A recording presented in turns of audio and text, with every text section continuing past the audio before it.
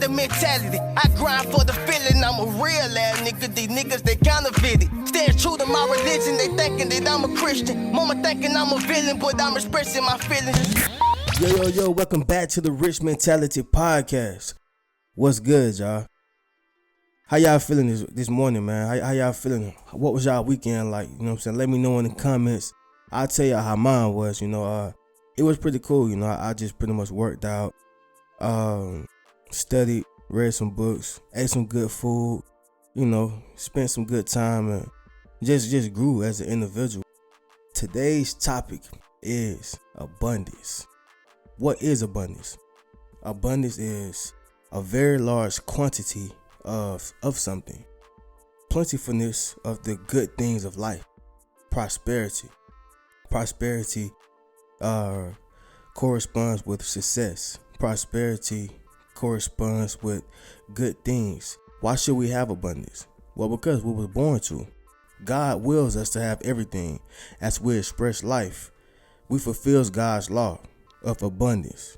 But we do this only as we know that all God's gifts are given as freely and fully as the air and the sun.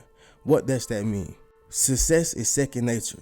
We are created to have abundance because it's a law. What do you mean it's a law? Just like if you commit a crime, you go to jail. If you eat a whole bunch of food, you get fat. If you stay in the sun too long, your skin get darker. Although I love dark skin, but that's besides the point. The point is, if you do something, it can be pretty much predictable. If you go by the laws, you will become successful. You will reach abundance. Abundance attracts to you. Abundance is a part of our culture, a part of our body, a part of our humanity. That's what we're supposed to have. And the moment you don't think that you're supposed to have abundance, it's the moment that you won't have it. So you have to understand that we were supposed to have abundance. We were supposed to have a lot. We was born great. If you think about it, over millions of sperm cells, you were the one that was chosen. I was just having a conversation, about that the other day. It's like, out of all these sperm cells, why me? Why us? Because you were special. You were chosen.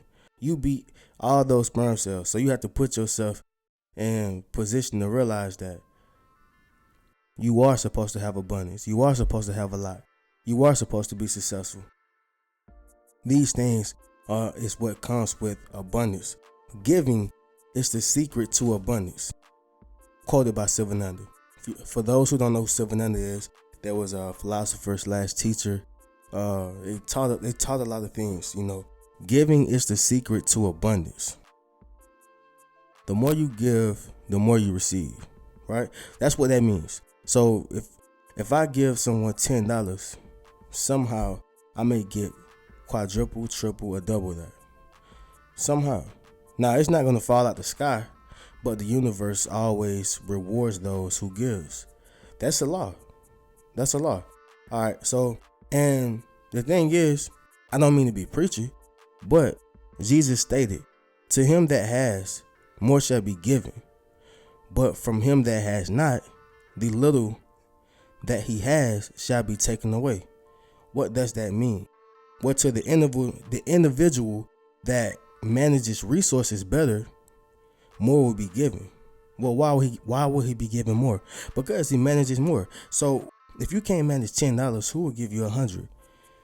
If you can't manage $1,000, who's going to give you $10,000? So you have to put yourself in context and understand that. He's not saying that, oh, well, if you got little, then I'm going to take that away. No. If you can't manage the little that you have, which means spend it on what you have to spend it on, and give back what's his. Whether that's you blessing a homeless person, whether that's you blessing a kid, whether that's you blessing someone else who needed, someone else other than yourself. But you have to understand how to manage those resources. So that's why he says, to him that has, more shall be given. But from him that has not, the little that he do have will be taken away. You got to understand that. This is not him being nasty. This is not him being, a terrible being or a terrible person. It's just stating that If you don't know how to manage the little things that you do have, I'm not going to give you any more. And what you do have, I'm going to take that. I need that. Being giving and being able to manage what you give attracts abundance. What do I mean by that?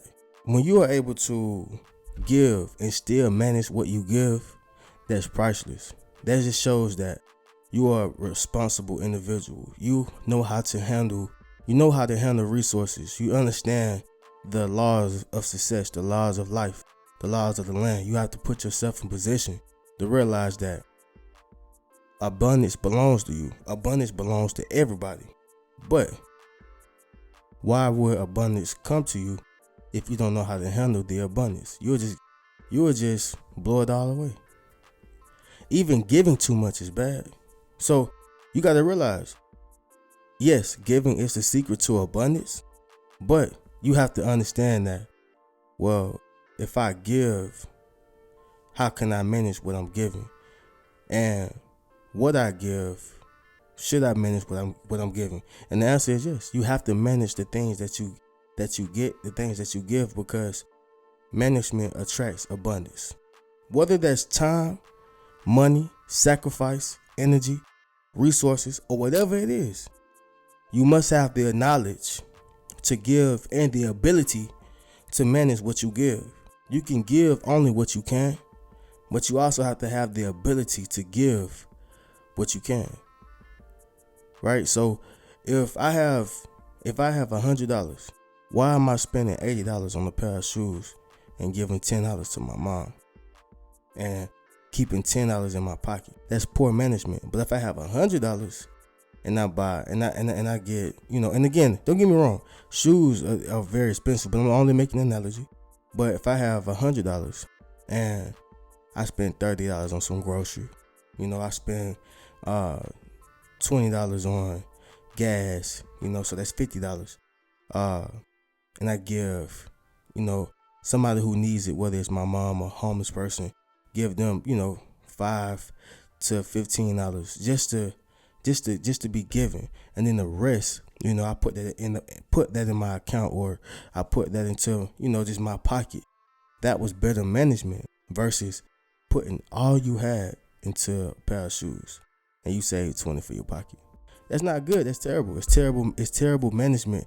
It's terrible money placement. Like, you have to be able to put your money in the right places. So again, going back to what I stated, if you can't manage $10, who's gonna give you $100? If you can't manage 1,000, who's gonna give you 10,000? If you can't manage 10,000, who's gonna give you 100,000? So on and so on.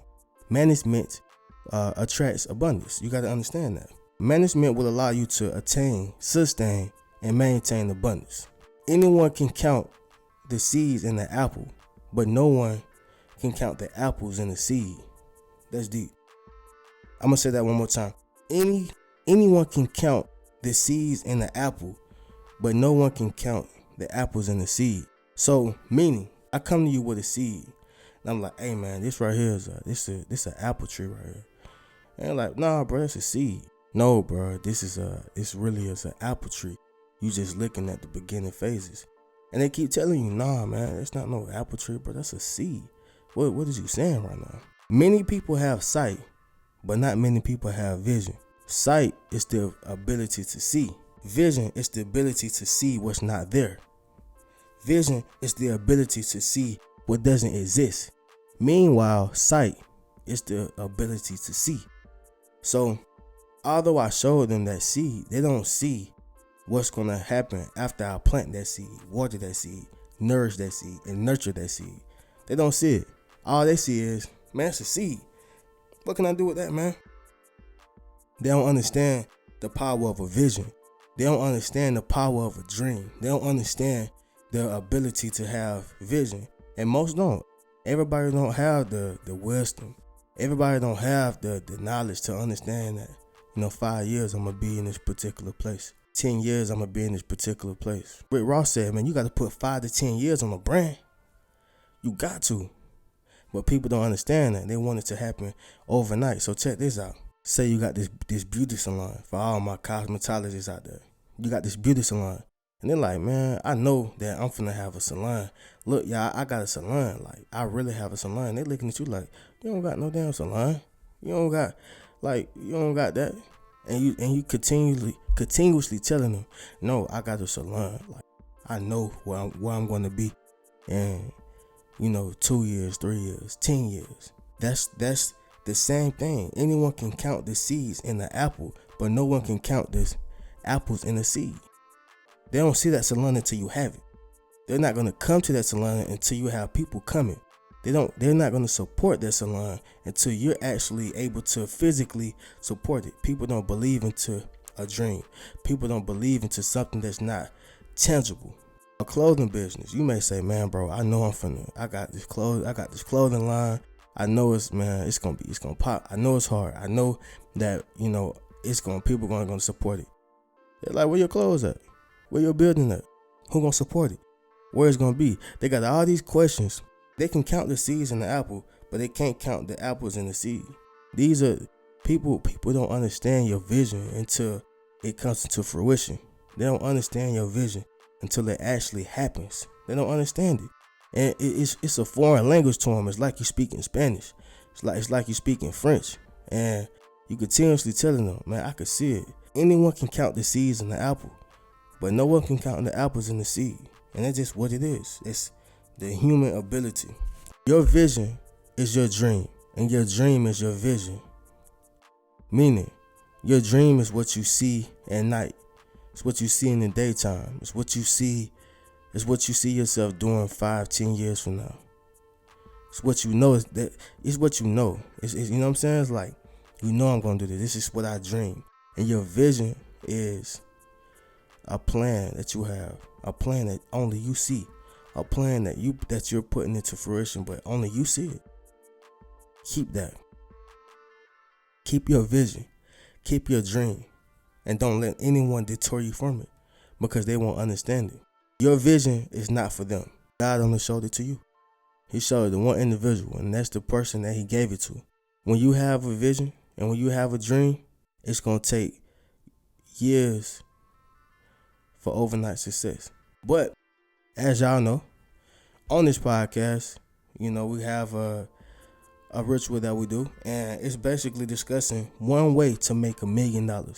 One way to make $1 million. And we'll never run out of ways of knowing how to make $1 million, because it's over 1 million ways to make $1 million. So that means to touch that, I would have to have over 1 million episodes to show y'all how to make $1 million. So without any further ado, one way to make $1 million is take a $20 idea and sell it 50,000 times. Take a $20 idea and sell it 50,000 times. That'll give you $1 million on the dot. Whether that's you, cutting in half for $20. Whether that's you selling a book for $20. Whether that's you having a shirt for $20. Sell that idea for $20. It's very doable. It's very attainable. I mean, it's been people online that actually sold their product, and they only had like 1,200, followers. I mean, less than 5,000 followers. You don't have to have a lot of followers. You just have to be in the place to be, and put your product in a place to be attainable. You have to have your products acceptable to the public. And Steve Harvey, I was listening to Steve Harvey one day, and one of his things was, multiples of 10. So although I discussed one way, here's another way. Take a $10 idea and take that $10 idea and sell it 10 times. That should give you $100. Well, he said, multiply that effort in the same product by 10. That should give you $1,000. If you can do that again, you can make yourself $10,000. But hold on, wait. You do the same thing, and you don't do it no different, and you can make $100,000. Now I know it's like I'm saying a whole bunch of numbers, but in actuality, it's the same thing. Whatever you did to make $1,000, do that same shit to make $10,000, to make $100,000. Keep going. Like, don't stop whatever you're doing. Like, if you actually have a baking business, or t-shirt business or whatever business that you have, and you made $1,000, consider yourself a millionaire. You just have to continue to keep going. You got to continue to keep selling your product and keep multiplying that effort by your $10 idea. Take an idea and just multiply it. That's basically all you're doing. It's replication. That's the only thing it is. Understand that it's over 7.9 billion people in the world. 50,000 is not even 1%. It's not even 1% of the world's population. It's the people who don't do it. It's the people who can't do it, who discourage the people who want to do it, who discourage the people that can do it. On this podcast, because we're getting ready to wrap it up. On this podcast, we talk about one gem. We drop one gem. We share one gem. And the gem I want to share with y'all is the Chinese bamboo tree. I'm sure y'all probably heard it before, but y'all haven't heard it from me. So the Chinese bamboo tree takes 5 years to grow, 80 feet tall. Think of that as your dream. And your dream, it's not going to happen, 1 year, 2 years. For some, it has happened. But just realistically speaking, your dream's going to take you multiple years to reach. Just like that Chinese bamboo tree, you're watering it. You're nourishing it. You're nurturing it. You putting everything you got into it. Somebody walk up to you and say, "Hey man, what you growing?" I'm growing a Chinese bamboo tree. They're like, "Oh yeah, Chinese bamboo tree." You're like, "Yeah, I'm growing a, Chinese bamboo tree." I'm like, "I bet. You've been watering that, for about a week now. So another month go by. You still watering it. Hey man, you still growing that Chinese bamboo tree?" "Yeah, I'm still growing it." "Man, you been watering that Chinese bamboo tree for about, a month now." A year go by, and you still watering that Chinese bamboo tree, but you don't see no results. That's the same thing with your dream. You don't see no results. You've been posting. You've been on Instagram. You've been on Facebook. You've been on Snapchat. You've been on TikTok. You've been on every platform. You've been doing Facebook ads, Instagram ads. You just been doing the whole 9, and you still don't see any result. You still don't see any outcome. Same as with that Chinese bamboo tree. Chinese bamboo tree, you still watering it. But that 5th year come. The 5th year. Everybody done walked away. They're like, man, you ain't finna do no Chinese bamboo tree. You ain't finna, that thing ain't finna grow. But on that 5th year, it takes 6 weeks. It takes 6 weeks for it to grow 80 feet tall. So here's the thing. It took 5 years, but an additional 6 weeks for it to grow 80 feet tall. Now it done grew.